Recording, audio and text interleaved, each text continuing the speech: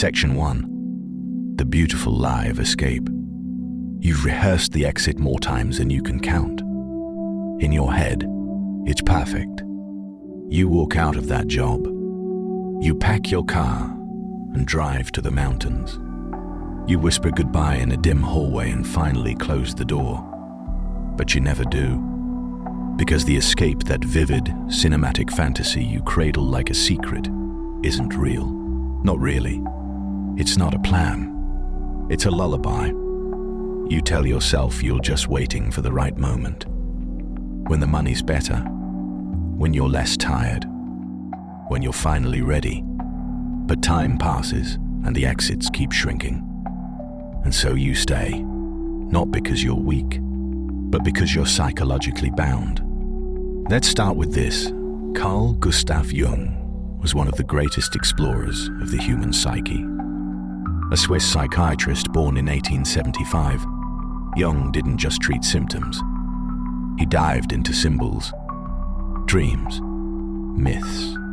He introduced ideas like individuation, the shadow, the persona, and the collective unconscious. But above all, he believed that healing doesn't come from fleeing, it comes from facing. He wrote, "Until you make the unconscious conscious, it will direct your life, and you will call it fate." What does that mean for you? That all the dreams of escape you keep fantasizing about, they're not signs from the universe. They're signs from your shadow. They are the unlived parts of you, banging at the door. You think you're dreaming of a new city, but what you really want is clarity.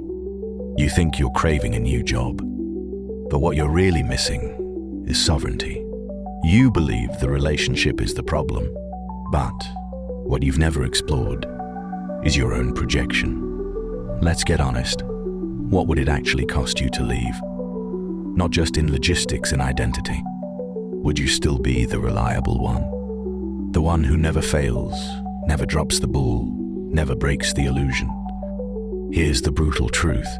You don't dream of escape because your life is unbearable. You dream of escape because it's almost bearable, and almost as a drug.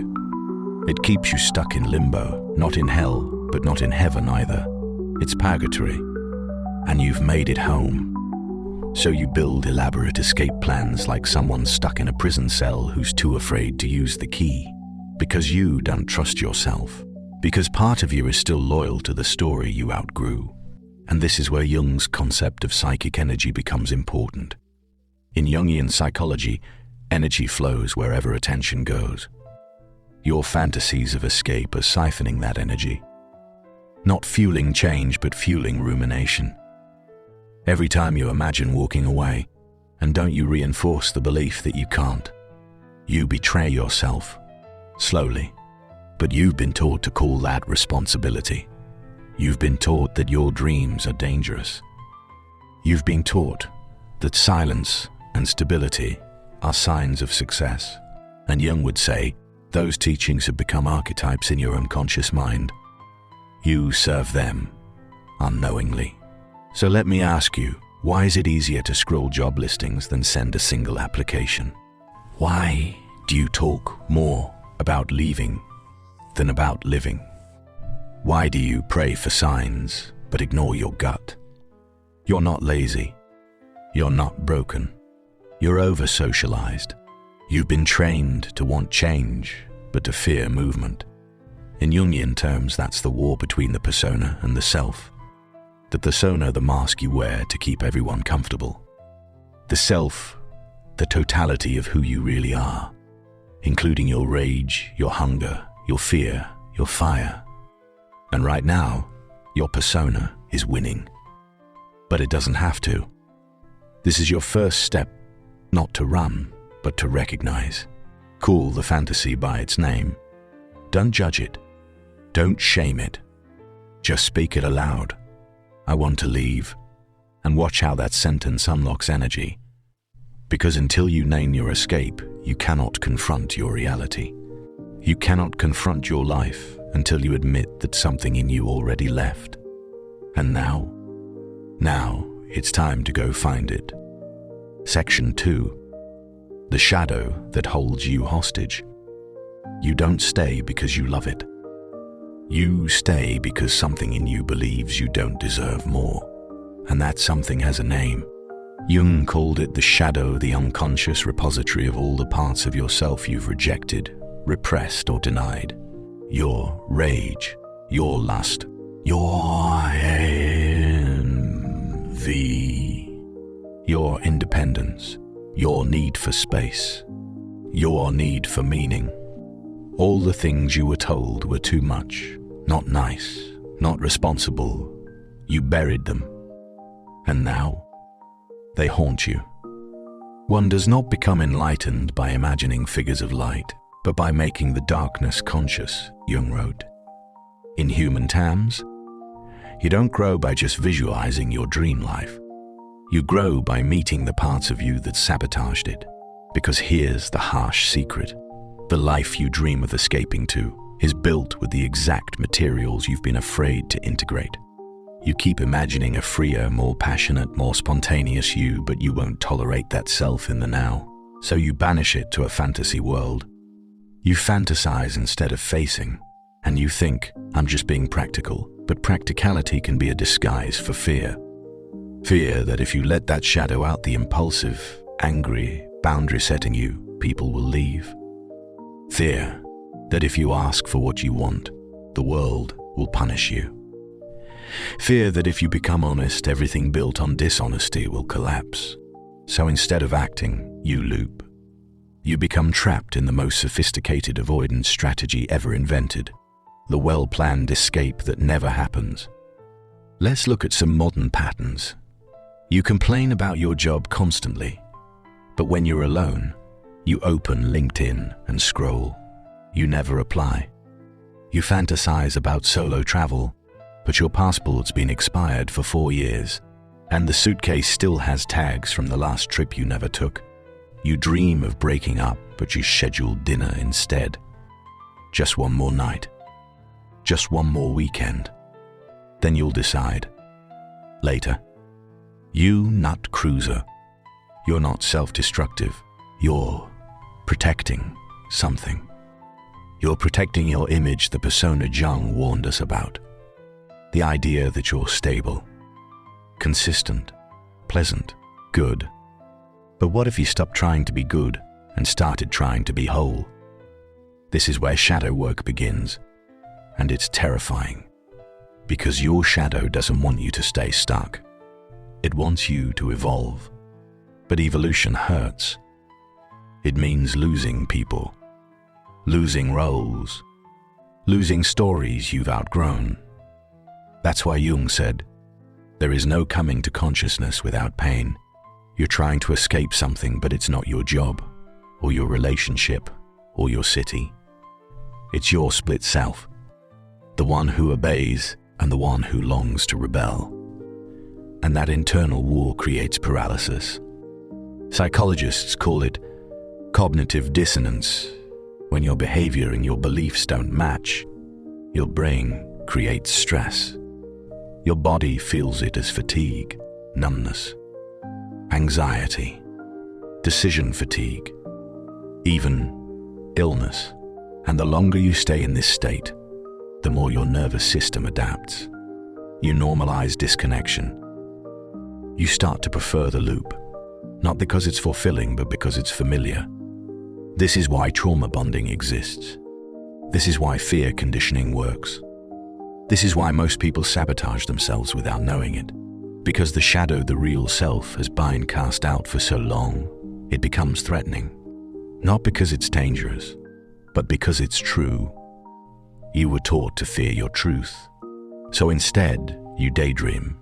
You become a master of almost quitting, almost ending it, almost confronting, almost becoming who you know you are. Let me ask you something. If the shadow version of you, the real you, walked in the room right now, what would they say? Would they scream? Would they cry? Would they laugh at how small your cage has become? Would they say, "You've abandoned me"? And would they be right? Jung believed that shadow integration was not a luxury. It was a moral responsibility. Because when we don't integrate our shadow, we project it. We blame others. We externalize what is internal. We turn our suppressed power into criticism of our partners, our bosses, our culture. But none of it will save us. So here's your next move. Stop trying to escape the life you've built. Start excavating the self you buried to build it. What you've locked in the basement of your mind is not a monster. It's a map to the you who acts, the you who says no, the you who moves, even when it's messy. I am not what happened to me. I am what I choose to become. Jung didn't mean you can pretend your pain away. He meant you are the one who opens the door, no one else. And now that you see the shadow, you can stop running from it, because it's not chasing you, it's waiting. Section 3. Your fantasy is a cage. It begins innocently. A saved Zillow listing. A solo travel blog bookmarked at 2 a.m. A whispered, "What if you never say out loud?" But slowly, that fantasy becomes your home. Not your real home, but the one you hide in. The one that asks nothing of you. The one that always stays perfect, because you never test it. But here's the truth. Your fantasy is a cage. Not because it's Rome to dream, but because the dream has replaced your courage. You tell yourself it's just a thought, just a someday, but you don't realize how much psychic energy you pour into maintaining it. Jung would call this a form of compensation when the unconscious overdevelops one area to cover up a weakness in another. In this case, fantasy overacts to conceal fear. You're not just dreaming, you're coping. And coping, unchecked, becomes avoidance. Ask yourself, why does imagining your escape give you a rush, but the idea of acting makes your stomach turn? Why is fantasizing so vivid yet doing feels dull, risky, absurd? Because the fantasy was never designed to be lived. It was designed to protect your ego from collapse. The greatest burden a child must bear is the unlived life of the parents, wrote Jung. And if you were raised in a house where dreams were ridiculed, where self-sacrifice was praised, and where defiance was punished, you likely learned that wanting more is dangerous, that leaving is betrayal, that joy is selfish. So you took your wants and tucked them into stories, private stories, future stories, later stories, and then you did the one thing that guarantees stagnation. You believed them. You let the fantasy soothe you just enough to endure the life you never chose. You mistook the visualization for transformation. But let me be clear, imagination is not the problem. It's the attachment to imagination instead of action that imprisons you. Let's break this down with some modern examples. You keep browsing remote cabin Airbnbs, pretending you're planning a sabbatical. But you haven't told your boss you're burned out. You haven't even taken your saved PTO. You follow van life creators on Instagram and save reels about leaving the system. But your apartment lease renewed 3 months ago, and you didn't blink. You fantasize about quitting and moving to the Pacific Northwest to write a novel. But you haven't written a single page in 6 months. You still call yourself a writer in transition. This isn't laziness, it's dissociation. It's survival. It's the mind's attempt to grant relief from a life you feel you can't alter without the risk of actually changing it. But in Jungian terms, what you're doing is feeding your persona the mask while starving the self. You become two people. The one who smiles at work and goes to dinner and answers texts, and the one who wanders through imagined forests, quits imagined jobs, and kisses imagined lovers. One survives, one dreams, neither lives. Your vision will become clear only when you can look into your own heart. Who looks outside, dreams. Who looks inside, awakes. Jung read that again. Who looks outside Zillow listings, van life accounts, job boards, dreams. But who looks inward to the fear, the grief, the hunger, the fire awakens. You don't need a new location. You need a new relationship with your agency. You don't need to quit your job. You need to reclaim the parts of you that accepted that job out of fear. You don't need to burn it all down. You need to confront the why of your dissatisfaction. Because most of what you're calling your dream is just the opposite of your pain. It's not clarity, it's reaction. And that's why it paralyzes you. You haven't built a vision. You've built an escape hatch. So here's your challenge. Stop rehearsing your escape like it's a screenplay. Start treating your current life like it's the set you're responsible for. Begin with the small rupture. Tell the truth, even once. Tell someone you're unhappy. Apply for the thing you're not qualified for. End the thing you've been dragging out. In each of us, there is another whom we do not know, Jung said. That other self is not waiting for you on the other side of a plane ticket. They're here, now, buried under the layers of polite performance, trapped inside your daydreams, whispering, "Stop fantasizing about me, become me." Section 4. The exit is within you. Let's break the illusion once and for all. You don't need to leave your city. You don't need to quit your job tomorrow. You don't even need to burn your bridges. What you need is something far harder. You need to choose consciously whether to stay or go. This is the crux of Carl Jung's work. He never promised that healing meant abandonment. He never suggested that freedom meant chaos. In fact, he wrote, "Resistance to the organized mass can be effected only by the man who is as well organized in his individuality as the mass itself." In other words, your escape isn't meaningful if it's just a flight from discomfort. Power isn't found in leaving for the sake of it. It's found in the integration of your reasons. When you're staying is a decision, not a default. When your silence is chosen, not habitual. When your path is carved by clarity, not shame. So here is the final mirror. Can you justify your life to yourself? Can you say, with integrity, "I am here because I want to be"?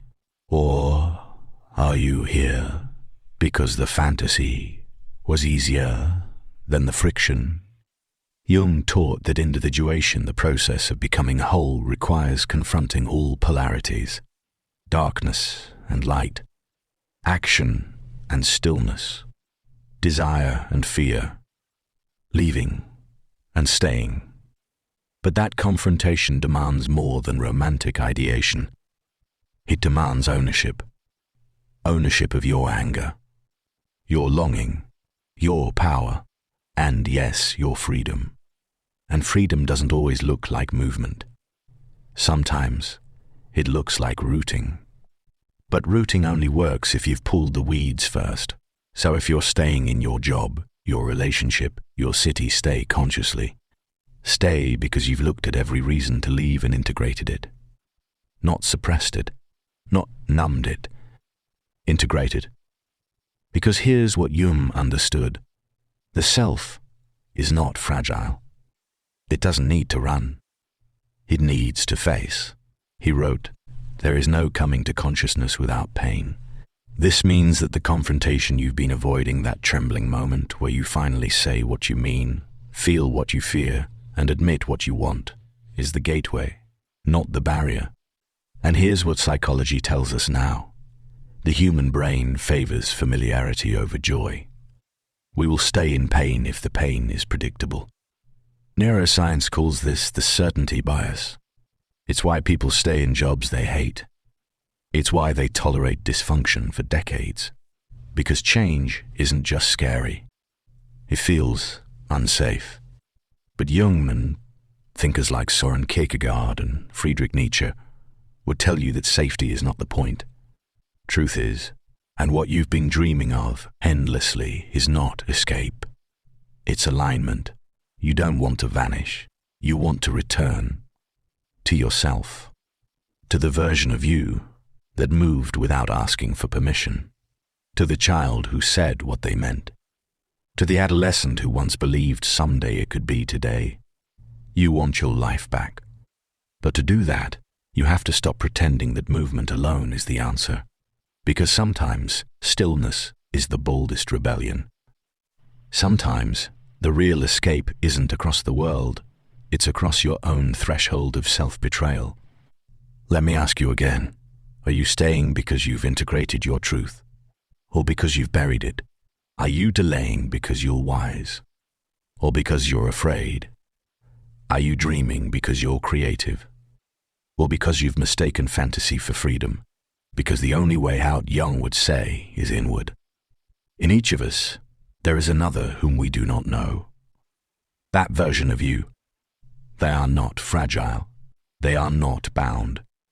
They are not waiting for a paycheck or permission. They are waiting for you. To look them in the eye and say, I see you. I remember. I'm ready. So what now? You walk out. Not from your city or your job or your home, but from the version of yourself that believed you had no choice. You walk out from the habit of postponement, from the addiction to planning, from the illusion of someday. You stop calling fantasies visions. You start calling action healing. You stop apologizing for your truth. You start apologizing to yourself for how long you ignored it. Because here's the real secret. The door was never locked. There was no wall. There was no jailer. There was only a belief, and beliefs can be rewritten. You are not trapped. You are unfinished. And this is where you begin again. Not by leaving, but by choosing, and not just choosing anything. Choosing yourself.